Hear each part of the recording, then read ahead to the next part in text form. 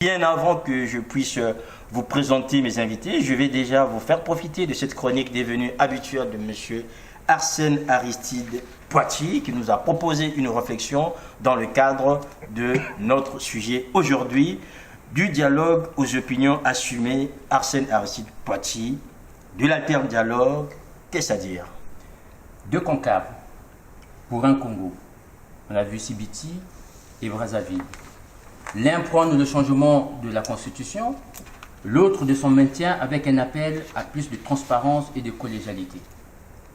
Deux Congos qui parlent sans s'écouter. Un monologue familial, M. Mokoso. Il sied de signaler l'intention de Sibiti qui se voulait nationale avant de réveiller le démon du droit de veto sur l'ordre du jour.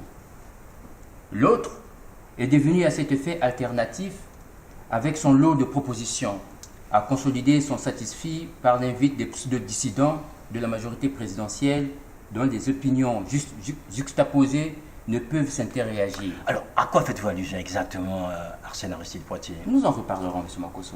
Car une escale en Éthiopie s'impose en ce temps de turbulence, puisque un discours prononcé par Obama a bousculé plus d'un dignitaire en fin de mandat. De Brazzaville à Kinshasa jusqu'à Bujumbura, en passant par Libreville. Prenons-en un extrait. Les progrès démocratiques en Afrique sont en danger quand des dirigeants refusent de quitter le pouvoir à l'issue de leur mandat. Douralex et Sedlex, et personne n'est au-dessus, même pas les présidents, disait Obama. Nous avons entendu à cet effet des réponses plus farfelues les unes après les autres. Pour certains, il faut tenir compte de la spécificité africaine. D'autres nous ont dit, nous avons la chance d'avoir un homme d'exception, dixit les partisans de la mouvance présidentielle congolaise. Le comble, M. Mankoso, était de voir des éminents ministres qui persistent à trouver dans les interventions tant d'Hollande que d'Obama la main noire du colon blanc toujours directif. De ces réponses, Arsène Poitier, fallacieuses, quelle réaction finalement faut-il avoir? Eh bien, commençons par la première thèse. La première thèse, c'est la mise en cause des postulats régissant notre démocratie. Pour aller jusqu'au bout de leur idée, il fallait s'abstenir à cet effet de copier le code pénal des colons, ni moins encore son code civil, et encore son code du travail. Où est l'esquisse dans cette farce démocratique de démocratie inculturée? Ni plus, nous apporter aussi la preuve que la justice, l'égalité, la liberté avaient ou devaient avoir une spécificité africaine.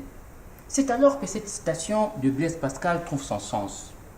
L'envie d'avoir de l'esprit, le besoin de s'en faire entendre et l'embarras de n'avoir rien à dire sont trois choses qui rendent ridicule l'être le plus important. Et de là, le Premier ministre béninois d'enchérir. Il n'était pas donneur de leçons, il mit pour Obama. C'est juste un président américain qui affirme des valeurs de démocrate. Et finalement, dans toutes ces démocraties africaines, on parle toujours des hommes d'exception ou de l'homme d'exception. Que peut-on en dire finalement? Eh bien, nous l'avons entendu des partisans du Parti congolais du travail. Vous avez dit homme d'exception.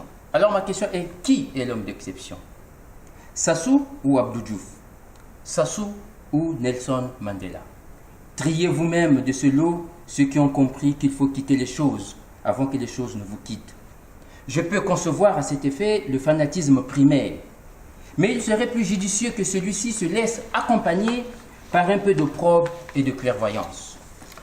Par rapport à cette clairvoyance, Arsène Poitier, de l'alterne dialogue, qu'est-ce qu'on peut dire, ce fameux dialogue de Diata? Eh bien, en approuvant le courage de ces organisations politiques qui, par leur engagement, ont initié une réconciliation du politique avec le peuple, force est d'exprimer mes réticences et le contraste philosophique qui traîne encore les différents cadres et leaders de cette alliance de circonstances.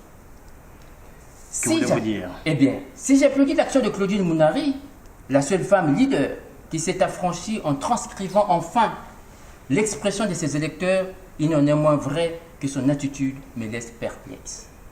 De la même manière que je respecte l'attitude de Guy Parfait Kolela, qui traduit enfin les aspirations et l'attitude qu'aurait prise en son temps son défunt père, Bernard Kolela.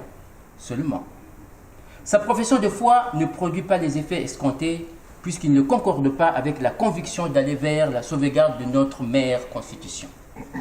Que de Mounari ou de Kolela, le parfait, personne n'a traduit en acte la théorie révolutionnaire élaborée par une démission de leur fonction ministérielle.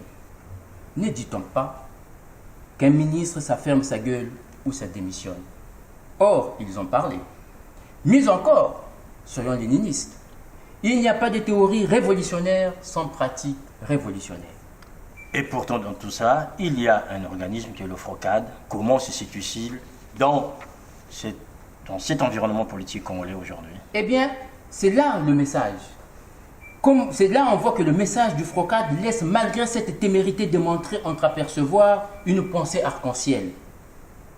Et là, je dis, lorsque c'est flou, c'est qu'il y a un loup. Le FROCAD devrait exiger de ses ouvriers de la dernière heure de donner un sens à leurs paroles. Le temps est aussi venu de s'interroger sur le silence, M. Makosso, de nos institutions, dont mandat est de veiller au respect des lois et de prévenir les transgressions exprimées ou non exprimées. À quoi pensez-vous exactement? Eh bien, M. Makosso, à la Cour constitutionnelle par exemple, qui s'est cachée derrière son droit de réserve, alors qu'elle devait nous livrer une interprétation objective de la loi et rappeler la consubstantialité des principes, liberté, justice et égalité. Les sages de la République ont perdu leur latin au profit du confort.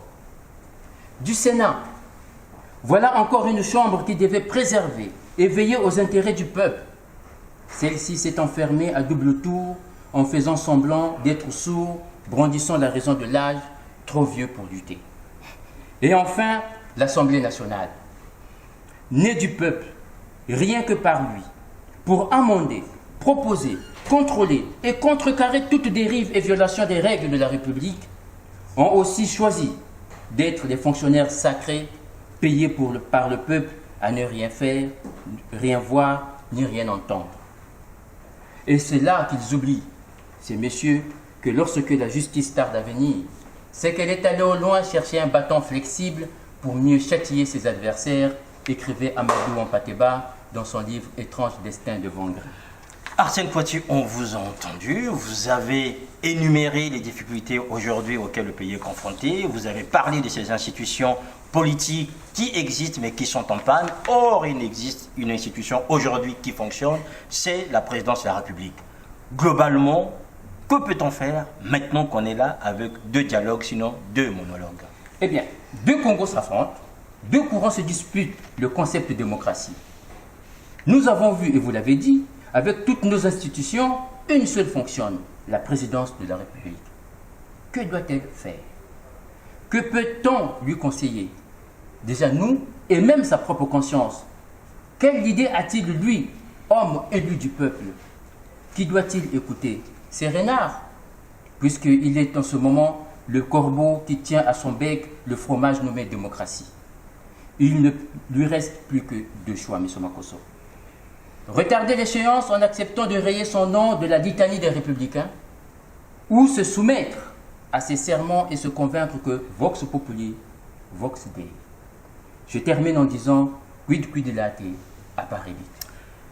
Effectivement, cette maxime latine un peu mystérieuse peut prêter à confusion, mais enfin, il voulait tout simplement dire tout ce qui se cache apparaîtra.